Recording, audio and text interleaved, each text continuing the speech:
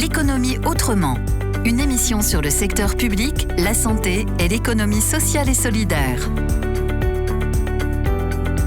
Bonjour à toutes, bonjour à tous.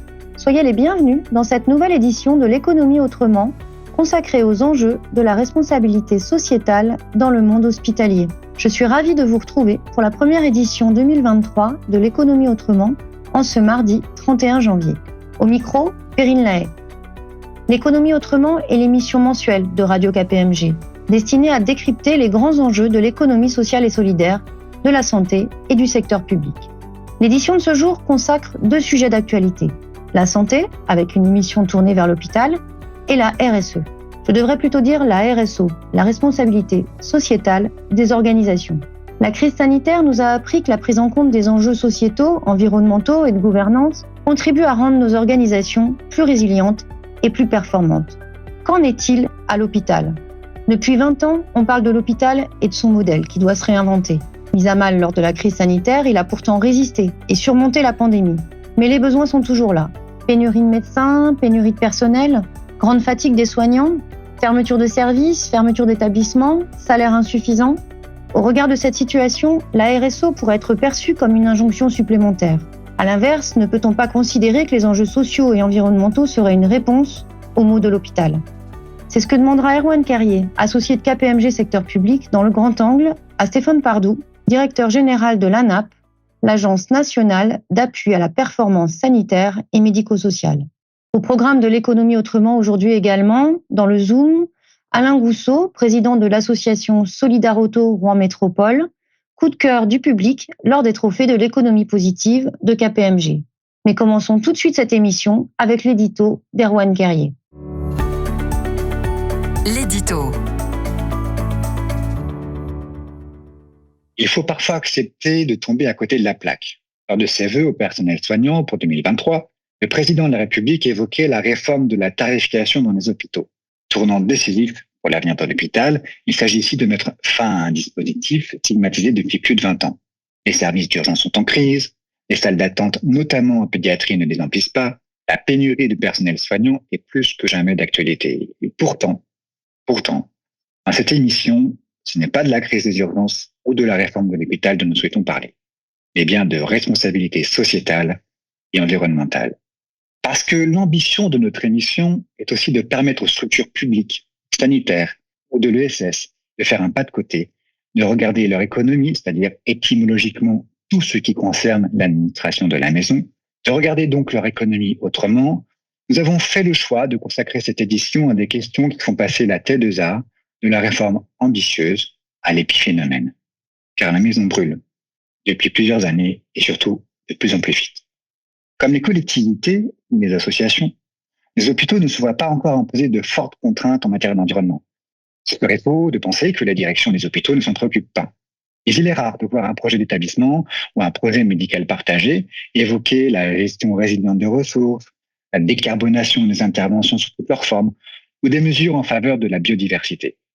Certes, plusieurs CHU se sont lancés dans ces chantiers, mais l'effet d'entraînement est relativement faible. Et les projets dans des hôpitaux de taille plus réduite ont bien du mal à fleurir. Pourtant, il existe de nombreuses raisons qui peuvent amener un hôpital à mener des démarches RSO.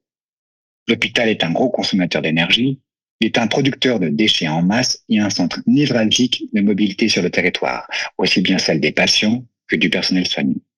Ces raisons objectives peuvent amener à adopter une stratégie de développement durable qui aurait en outre la vertu de baisser la facture énergétique ou de réduire le gaspillage alimentaire. Par ailleurs, et peut-être surtout, l'hôpital, qui est souvent un des principaux employeurs d'une commune, a vocation à être la figure de proue de la lutte contre le réchauffement climatique du territoire. Son action a valeur d'exemple. L'impact de ses décisions dépasse par nature très largement le strict périmètre de ses murs ou de ses services. Et cette transformation décisive pourrait bien être le vecteur d'une image redorée de son organisation, d'une attractivité renouvelée de ses métiers et d'une maîtrise assumée de ses finances. Alors, on risque de sembler à côté de la plaque. Ne peut-on se demander si la RSO n'est pas le principal atout stratégique pour un hôpital plus attractif, plus innovant et encore plus résilient ? Grand angle. Je l'ai dit en lançant cette émission, Notre grand angle est consacré à la responsabilité sociétale et environnementale de l'hôpital. Nous donnons aujourd'hui la parole à Stéphane Pardoux, directeur général de l'Agence nationale d'appui à la performance sanitaire et médico-sociale. À la lumière de son parcours au sein des hôpitaux publics, Stéphane Pardoux va nous livrer sa vision d'un hôpital durable et responsable. Erwan Carrier, Stéphane Pardoux, c'est à vous pour le grand angle.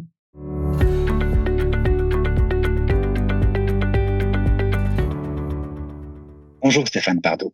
Bonjour.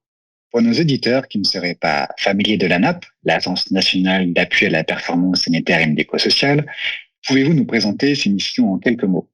L'Agence nationale d'appui à la performance pour le secteur sanitaire et médico-social, c'est en fait une agence publique de conseil et d'intervention. Et donc les 3 mots à retenir, c'est que ou les 4 mots plutôt, c'est une agence. Donc c'est un opérateur national sous triple tutelle des ministères des Solidarités, ministère de la Santé, ministère des Comptes publics. C'est une agence publique qui donc est financée pour grande partie par des fonds publics issus de l'objectif national des dépenses d'assurance maladie, donc des dépenses d'assurance maladie, et dont les missions sont donc d'assurer du conseil et de l'intervention. Alors du conseil sous un mode finalement pour partie assez proche de celui d'un cabinet de conseil appartenant au secteur privé, avec cependant des spécificités, et puis l'intervention sur des modes un peu spécifiques aussi que je vais détailler. Donc une agence de conseil public qui intervient en soutien des grandes politiques publiques dans le champ sanitaire ou dans le champ médico-social, qui décline les politiques publiques dans les territoires, qui accompagne les agences régionales de santé dans la mise en œuvre de ces politiques publiques et qui accompagne également les établissements qui le demandent à mettre en œuvre, à aborder un certain nombre de sujets de façon plus globale et plus ambitieuse. Donc c'est une agence publique de conseil qui, pour faire ce conseil, émet des recommandations générales, édite des outils. Nous venons ainsi de sortir en début de semaine un outil relatif au temps de travail médical qui permet de calculer ses effectifs médicaux. Nous avons sorti, il y a quelques mois de cela, toute une bibliothèque des cycles de travail, un outil global sur le développement durable, j'y reviendrai. Donc nous produisons un certain nombre d'outils. Ces outils, nous les mettons à disposition des agences régionales de santé. Ainsi, en ce moment, nous sommes en train de mettre à disposition un outil qui aide au calcul des dotations populationnelles dans le cadre de la grande réforme de financement. Et puis nous conseillons les ARS, nous les aidons à évaluer leurs dispositifs. Nous évaluons par exemple en ce moment des dispositifs pour l'ARS Occitanie. Nous avons une réflexion avec l'ARS Normandie sur un appui important. Et donc nous faisons cette fonction de conseil, mais en plus nous sommes une agence publique d'intervention. Nous ne sommes pas une agence de gestion, nous ne gérons pas des processus administratifs, financiers. Nous sommes une agence d'intervention qui intervient sur le terrain auprès des agences régionales de santé, mais aussi et surtout auprès des établissements sous 2 formes. Des appuis individuels pour des sujets spécifiques à un établissement, et puis avec un dispositif un peu original qui sont des appuis terrain collectifs où nous prenons des établissements qui ont un besoin un peu similaire, même si chaque endroit est différent, et pour lesquels nous mettons en place un dispositif d'accompagnement pendant 1 an pour les aider à franchir une marche dans un sujet. Eh bien, par exemple, nous accompagnons en ce moment presque 500 établissements sur conduire une démarche de développement durable, et nous accompagnons aussi actuellement 250 EHPAD français en matière de médicaments, sur la politique de médicaments dans ces établissements. Donc une agence publique conseil d'intervention financée sur fonds publics qui intervient en soutien du national, du niveau régional, mais aussi des établissements, et qui intervient sur le terrain. Et dernier point de sa spécificité, ces interventions, elles se font avec des experts terrain, des experts à l'ANAP, ici à Paris, mais aussi des experts terrain. Nous avons un réseau de 500 experts terrain qui sont des professionnels de santé qui ont décidé de mettre une partie de leurs compétences et de leur temps à disposition de l'Agence nationale d'appui à la performance et qui interviennent sur le terrain à notre demande. La RSE est au cœur des débats actuels dans un contexte réglementaire qui s'accélère, une avalanche de textes pour les entreprises, notamment la taxonomie européenne et la publication de la directive relative au rapport de durabilité des entreprises. Les hôpitaux, eux, n'entrent pas dans le champ d'application de cette directive. Qu'en est-il toutefois de leurs obligations en matière de développement durable ou de RSE ? Aujourd'hui, en matière d'obligations, il y a effectivement, comme vous l'avez évoqué, pas un grand nombre d'éléments qui font partie d'un cadre réglementaire, à l'exception du décret tertiaire qui s'applique pour la partie énergétique et pour la partie bâtimentaire des établissements. Il n'y a effectivement pas d'obligation pour les établissements de mettre en œuvre des éléments en matière de RSE et de RSO. Alors, peut-être tout simplement, et il faut revenir à l'essence des choses, c'est que cette obligation qui pèse aujourd'hui sur les entreprises en matière de RSO, mais notamment sur la responsabilité sociétale, elle s'applique pas directement aux établissements, peut-être parce que les établissements, par construction, les hôpitaux, mais aussi les cliniques, mais aussi les EHPAD, ils ont par construction une responsabilité sociale très forte. Et donc, peut-être qu'il n'était pas nécessaire dans un premier temps d'inciter ou d'obliger les établissements à avoir une dimension plus importante en la matière, puisque le cœur de la responsabilité sociale d'un établissement, elle est déjà évidente, c'est soigner, c'est prévenir, c'est guérir, c'est accompagner au moment de la naissance, au moment de la mort, au moment des grands épisodes de pathologie. Et donc, ça fonde en soi, si vous me passez l'expression, une responsabilité sociale peut-être bien supérieure à tout ce qui est dans les directives et les décrets. Mais ceci n'empêche pas que les établissements de santé ont aujourd'hui la nécessité de se pencher sur ce sujet-là, et notamment parce que il y a une attente sociétale en la matière, une injonction sociétale, et pour un secteur qui a du mal à recruter notamment, eh bien, c'est un engagement vis-à-vis de ses propres salariés qui est sans doute aujourd'hui un facteur d'attractivité pour les établissements de santé. Vous l'avez dit tout à l'heure, la NAP accompagne plus de 500 établissements. Comment pourrait-on qualifier aujourd'hui, selon vous, la maturité des hôpitaux en matière de développement durable ? Tout ce qui est responsabilité sociale environnementale et donc par déclinaison développement durable et démarche d'impact social, la situation dans les établissements, elle n'est pas forcément la plus en avance dans le pays, tout simplement pour les raisons que je viens de vous évoquer, qui sont que la responsabilité première des établissements, elle est déjà fortement sociale, l'engagement autour de la responsabilité collective des établissements, qu'ils soient publics ou privés, est très forte. Et donc, c'est sans doute quelque chose qui n'a pas été porté en premier par les établissements qui, si vous me passez cette expression un peu malheureuse, n'ont pas eu besoin, comme Coca-Cola, de se trouver un sens et de faire des spots pour la joie de vivre et la prévention de l'obésité, étant entendu que le produit lui-même n'étant pas directement incitant à la prévention de l'obésité. Donc, on n'a pas eu besoin, comme de grandes entreprises, de mettre ce sujet en tête de gondole des préoccupations pour donner un sens à notre action. Le sens de l'action des établissements publics ou privés de santé ou médico-sociaux, je pense qu'il est évident pour tout le monde. Donc, on peut pas dire que ce soit un secteur très en avance. Le deuxième point pour lequel c'est pas très en avance, ou très précurseur, c'est que il y a un grand nombre d'autres problématiques qui se posent aujourd'hui pour le fonctionnement sanitaire et médico-social. Le premier, c'est celui de la continuité de service, eu égard aux difficultés de recrutement que l'on peut avoir dans le champ de la santé et du médico-social, qui est avec l'hôtellerie-restauration et les transports publics, le troisième secteur qui est le plus en difficulté de recrutement dans le pays. Donc, il y a cette question de la continuité des soins aujourd'hui, en France, comme dans de nombreux pays européens, ou même de nombreux pays au monde. C'est une des problématiques mondiales, le manque d'opérateurs de soins. Il y a un deuxième sujet très important autour de l'hôpital, des structures sanitaires et médico-sociales, c'est la soutenabilité du modèle. Donc, les injonctions de faire mieux avec le même argent, voire un peu moins, la soutenabilité du modèle social pour que nos cotisations n'augmentent pas dans des proportions qui soient jugées insupportables par la collectivité. Donc ça, c'est un deuxième enjeu très important, assurer, comme je le disais, la continuité des soins, mais à un coût soutenable. Et puis, le troisième élément important, c'est qu'il y a une demande sociétale qui s'élargit en matière de demande de soins ou de demande d'accompagnement pour les EHPAD, et ça monopolise beaucoup de bandes passantes au niveau des structures sanitaires et des structures dirigeantes. Et donc, ça limite sans doute le degré d'implication sur le domaine. Ça, c'est un constat qui vient de loin. Aujourd'hui, il y a une prise de conscience plus importante de la nécessité pour les établissements de s'engager dans ce domaine. Pourquoi ? Le premier, je l'ai évoqué, parce que c'est une attente sociétale et donc il y a un enjeu d'attractivité, il y a un enjeu de redonner un sens encore plus important aux actions menées par le secteur sanitaire et médico-social. Le deuxième, qui fait qu'il y a aujourd'hui une certaine prise de conscience et donc une accentuation de la maturité, c'est que les enjeux de court terme et les enjeux de long terme autour du RSE, du RSO, ils se cumulent, ils convergent. La crise énergétique fait que le sujet des factures énergétiques et donc les conséquences économiques, elle amène forcément à se poser des questions très importantes en matière de démarche environnementale. La question de l'attractivité, elle amène à se poser des questions sur comment retenir ou comment attirer les professionnels au sein d'un établissement. Ce degré de maturité, ou en tout cas d'implication, clairement, il accélère ces derniers mois, ces derniers 18 mois, il y a une prise de conscience plus importante. Quand vous évoquez la question de la maturité, il y a forcément la question de la compétence. Et ça, c'est un sujet important, c'est que c'est un domaine sur lequel les établissements de santé, sanitaires et médico-sociaux, ne sont pas forcément armés en matière de compétences.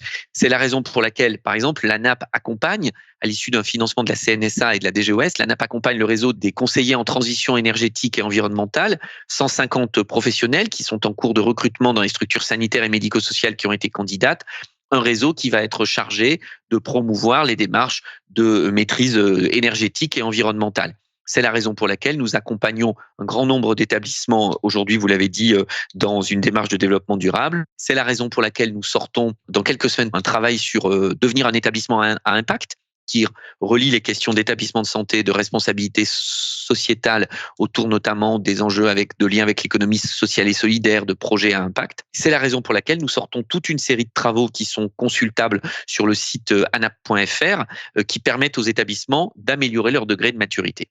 À vous entendre, on comprend qu'il n'y a pas de contradiction entre le déploiement de projets RSO et la situation actuelle de l'hôpital public en France. Oui, en tout cas, c'est un des éléments, du point de vue de l'ANAP, c'est un des éléments dans l'arsenal des mesures qui peut aider à rendre la situation plus simple. Maintenant, vous avez raison, ce n'est pas la démarche de modération énergétique ou de devenir un établissement impact qui va faciliter la résolution de la situation aux urgences ou la difficulté de recrutement qu'on peut avoir en France, que je le redis, comme dans tous les pays européens, comme dans tous les pays du monde. Il manque plusieurs millions de professionnels de santé partout dans le monde. Donc, il est évident que c'est pas cette simple mesure qui va régler les questions qu'on évoque, qui ont d'autres enjeux, ceux de la réorganisation de l'offre, celui de la prévention, bien sûr, pour réduire la demande, celui de la réorganisation territoriale. Mais c'est un des éléments au service d'une politique de transformation. Et peut-être un des points les plus importants, c'est que c'est aussi un élément de transformation managériale. C'est-à-dire que quand on parle RSE, RSO, on accepte aussi de travailler ces sujets-là avec d'autres méthodes, des méthodes plus collaboratives.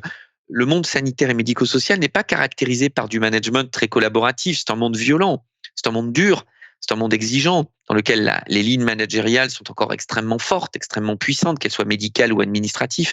Et donc, quand on parle RSE, RSO, c'est aussi une autre façon de travailler certains sujets. On travaille avec une autre méthode. Et c'est la raison pour laquelle l'ANAP a lancé un appui terrain pour les établissements de santé pour développer l'innovation collaborative, le design thinking, des méthodes éprouvées dans certains secteurs qui ne sont pas assez utilisés dans le secteur sanitaire et médico-social en France et que nous pensons être de nature aussi à aider à la résolution des autres problèmes que vous évoquez en trouvant des solutions collectives que l'on partage ensemble dans des discussions où on fait émerger issues de l'intelligence collective.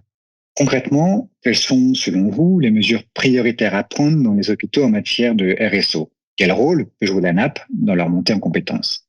J'ai déjà évoqué un certain nombre d'actions de l'ANAP et d'ailleurs toutes les actions que j'évoque là, vous pouvez les retrouver sur notre site anap.fr sur lequel on a tous nos appuis terrain, toutes nos productions, tout notre réseau d'experts qui, avec un moteur de recherche puissant, permet de trouver très rapidement un grand nombre de ressources, qu'elles soient humaines ou de production. Le sujet en matière de priorité, les établissements sanitaires et médico-sociaux, ce sont, comme on le sait tous, des ensembles bâtimentaires extrêmement importants. Je ne vais pas reciter ici tous les chiffres autour de la consommation énergétique, autour de la production de déchets, autour de la production alimentaire, du gaspillage alimentaire, ce sont des chiffres extrêmement importants. Et donc, ce sont ces sujets-là qu'il faut aborder en priorité en matière de RSE. La construction bâtimentaire, les conditions de construction du bâtiment, la sobriété dans la production énergétique, la production de déchets, la maîtrise de sa production de déchets, notamment de déchets à risque, qui sont des déchets à forte composante carbone, mais aussi la maîtrise, et c'est plus compliqué, de ces inputs, donc de ces médicaments, du cycle de vie de ses propres produits, par un travail avec ses fournisseurs. Et enfin, les questions autour de l'alimentation qui sont relativement importantes et qui rejoignent des questions également de qualité. Donc, les mesures prioritaires, elles tournent autour des sujets-là. Elles tournent aussi et surtout autour d'un état d'esprit et d'un pilotage général de ces sujets qui doit remonter à un même niveau de préoccupation que la mise en œuvre d'un projet social ou la mise en œuvre d'un projet de système d'information ou la mise en œuvre d'un projet médical. Finalement, il faut qu'aujourd'hui, il convient que tous les établissements français se dotent d'un véritable projet environnemental et social, d'un véritable projet RSE qui est basé sur les situations locales, mais qui s'appuie sur des outils et des méthodes éprouvées ailleurs, et c'est ce que l'ANAP propose. Donc, les priorités techniques, je vous les ai évoquées, c'est surtout une priorité de management, de pilotage et de gouvernance qu'il faut mettre en place dans les établissements. Et puis, c'est aussi une priorité, comme je l'ai dit, de management, c'est-à-dire d'accepter que sur certains sujets qui, pour le coup, sont peut-être à des marges plus positives que d'autres, eh bien, on mette en place des démarches un peu plus collaboratives. Pour nous, également, la responsabilité sociale environnementale, qui parle beaucoup de sobriété, finalement, de sobriété dans l'usage de l'humain, de sobriété dans l'usage des technologies, dans l'usage de l'énergie, elle rejoint la question de la pertinence. On a posé pendant longtemps la question de la pertinence des soins sous l'angle de la pertinence pour juguler la hausse des dépenses, qui est inéluctable avec le vieillissement de la population. Sans doute que la responsabilité sociétale et environnementale, la sobriété, qui amène à de la sobriété, c'est une bonne façon de réamener les établissements à poser la question de la pertinence, puisque si on veut être sobre dans le soin, il faut être pertinent dans le soin. Si on veut être sobre dans ses locaux, il faut être pertinent sur les surfaces des locaux. Si on veut être sobre dans l'alimentaire, il faut être pertinent dans ce qu'on donne à manger aux résidents ou aux usagers. Et donc, vous voyez, c'est une boucle qui se boucle. Finalement, grâce à l'engagement autour de la RSE, on fait de la sobriété, donc on peut faire de la pertinence, donc sans doute qu'on peut faire de l'économique et la soutenabilité du modèle. Un hôpital plus responsable et plus durable est-il à portée de main selon vous ? En tout cas, je ne sais pas si c'est à portée de main parce que le champ est extrêmement large, le chemin est large, les enjeux sont compliqués. Et puis ça se fait dans un contexte où le corps collectif sanitaire et médico-social est en tension, est en difficulté, parce que, comme je le disais en introduction de cet échange, il y a une augmentation de la demande de soins qui est dans le monde entier. Une augmentation en long, comme je dis, avec le vieillissement de la population, puis une augmentation en large, puisqu'on veut soigner mieux chacune des pathologies, y compris des pathologies qui, il y a quelques années, on n'avait même pas identifiées ou qu'on considérait secondes. Aujourd'hui, la demande sociétale, c'est que tout doit être soigné au même niveau, de l'absence de possibilité de faire un enfant au cancer le plus grave. Donc, on voit bien que la demande sociétale, elle s'est amplifiée. Et donc, c'est compliqué pour les établissements de santé de courir tous ces lièvres à la fois. Ça, c'est évident. Et donc, est-ce qu'un hôpital plus responsable, au sens de sa sobriété, est à portée de main ? Je ne sais pas. Est-ce qu'en tout cas, cette idée, à défaut d'être à portée de main, est à portée de cerveau, ou en tout cas est bien rentrée dans les cerveaux? Je pense sincèrement que oui, et qu'aujourd'hui, les établissements sanitaires et médico-sociaux ont compris que c'était un enjeu qui devait être porté par eux, sans doute au même titre que d'autres enjeux plus classiques du secteur sanitaire et médico-social. Ce grand angle touche à sa fin. Un grand merci à vous, Stéphane Pardoux, pour votre éclairage sur la place de la RSE et la RSO dans l'hôpital de demain. Nous avons été ravis de vous recevoir à notre micro et nous suivrons les publications de l'ANAP avec un très grand intérêt. Merci de votre invitation, merci aux auditeurs et n'hésitez pas à vous rendre en effet sur le site anap.fr, tout relooké et sur lequel vous trouverez une mine d'informations sur ce sujet ou sur d'autres. Merci encore. Le Zoom. Reprenons le cours de cette émission avec notre dernière rubrique, le Zoom. Nous donnons aujourd'hui la parole au coup de cœur des trophées de l'économie positive. Organisés pour la première fois en 2022 en Normandie, ces trophées ont récompensé des initiatives locales fondées sur une dynamique durable, inclusive et d'utilité sociale. Alain Gousseau, vous êtes président de l'association Solidarauto Rouen Métropole, un garage solidaire dont la mission est, je vous cite, de casser le cercle infernal, pas de voiture, pas de boulot, pas de boulot, pas de voiture. Ce sera ma première question, Alain Gousseau. Quel service propose Solidarauto ? Solidarauto Rouen Métropole appartient à un réseau des garages Solidarauto qui a été mis en place dans 2 territoires, Angers et Grenoble, pour permettre à des gens d'accéder à une mobilité motorisée. Ce réseau est un réseau qui se développe et qui est très lié à des initiatives du Secours catholique, ce qui permet, par rapport à la culture du don, que nous ayons des véhicules qui nous sont proposés en don par des gens qui acquièrent un nouveau véhicule, ce qui nous permet de constituer le parc automobile des voitures à vendre dans chacun des garages de ce réseau. Solidarauto Rouen Métropole, comme tous les garages qui font partie du réseau Solidarauto, sont des garages qui offrent 3 services: le service vente de véhicules d'occasion, le service réparation, entretien et le service location. Ces 3 services sont destinés à des personnes qui rencontrent des grandes difficultés financières et souvent professionnelles. Et donc, pour vérifier cette réalité, nous avons 2 possibilités d'accès à ce garage. D'une part, par une prescription qui vient des conseillers Pôle emploi mission locale ou des travailleurs sociaux du département de la Seine-Maritime et des communes via les CCAS.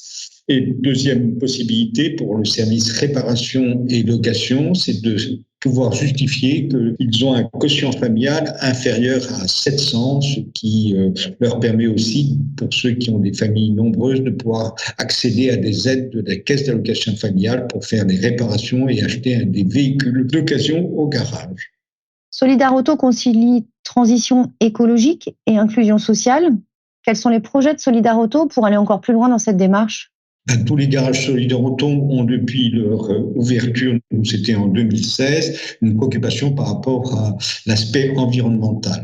À Rouen, nous sommes confrontés à la mise en place de la zone à faible émission. Depuis le 1er septembre, toutes les voitures de critères 4 et 5, qui sont souvent des véhicules que possèdent les bénéficiaires, sont interdits de circuler sur 13 communes de l'agglomération. Et donc, pour éviter que cette zone à faible émission devienne une zone à forte exclusion, nous avons mis en place, et nous allons le faire démarrer à partir du 1er mars, un parc automobile de voitures à usage partagé qui va permettre aux bénéficiaires qui ne peuvent plus rouler avec leur véhicule de pouvoir louer à tarif solidaire des véhicules propres, soit de critères 1 ou 2, et de pouvoir aussi accéder à un service d'autopartage qui vont leur permettre, quand ils habitent à l'extérieur de la métropole, de s'arrêter dans un parking relais et de pouvoir utiliser une voiture en autopartage pour aller faire les travaux qu'ils ont à faire sur la métropole.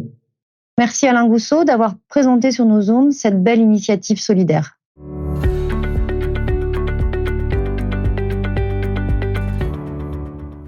Ainsi se termine notre édition de l'économie autrement. Un grand merci à tous les contributeurs et à nos 2 invités de ce jour. Toutes nos émissions peuvent être réécoutées à tout moment sur l'application Radio KPMG, téléchargeable sur l'App Store ou dans Google Play, mais également sur les plateformes numériques habituelles. Nous vous donnons rendez-vous le 28 février prochain pour une nouvelle édition de l'économie autrement. À bientôt sur nos ondes.